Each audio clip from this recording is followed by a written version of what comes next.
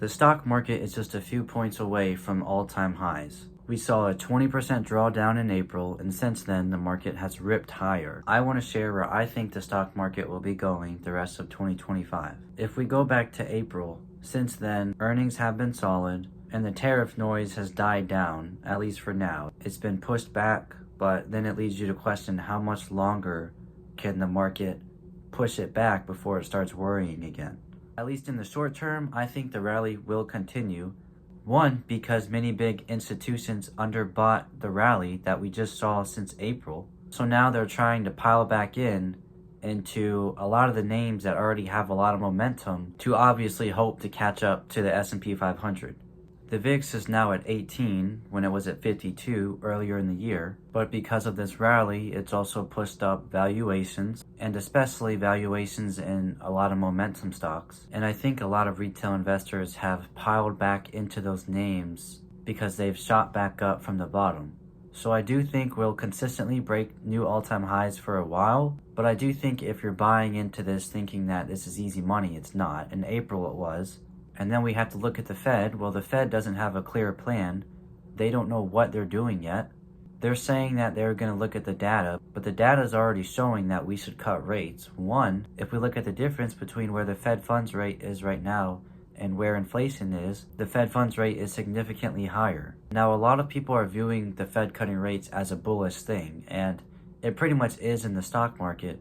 But I do think there will be a side of investors that think the Fed's cutting because something is weakening and we're just going to go into a complete disaster because they waited too late, which is a possibility. If something like that happened, I think that would break sentiment and we would probably retreat at least a little bit from all-time highs. Now, if earnings continue to come out good, then I don't see a reason for the stock market to go the other way.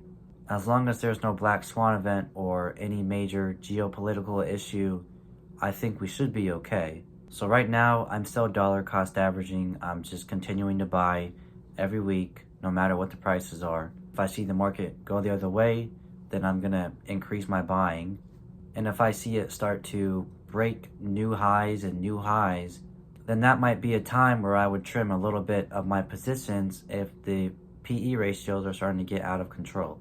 Because if anything slightly goes wrong, like sentiment changes, then obviously those names fall first and they fall the hardest. So if expectations are already sky high and valuations keep going up, then I think that should be cause for concern. So I think we could push higher from here, but again, if all these valuations start going sky high and earnings start to deteriorate and tariff news starts to come back, then I think we'll be in for a pullback.